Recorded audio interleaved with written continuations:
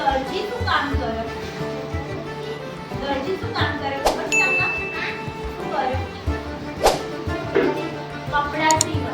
શું કરે? કપડા સીવે. પછી પછી ડોક્ટર શું કરે?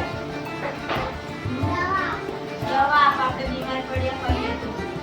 પછી શિક્ષક શું કરે? શિક્ષક શું કરે? છોકરાને ભણાવે. અને પોલીસ શું કરે? ચોરને પકડે. તો એવી જ રીતે ધોબી હોય ને, એ ધોબી શું કરે? કપડા ધોવે. ધોબીનું કામ શું છે? કપડા ધોવાનું કામ છે. એ છે ને એના ખાસા બધા કપડા હોય ને એટલે એ ધોવા ક્યાં જાય? નદીએ જાય.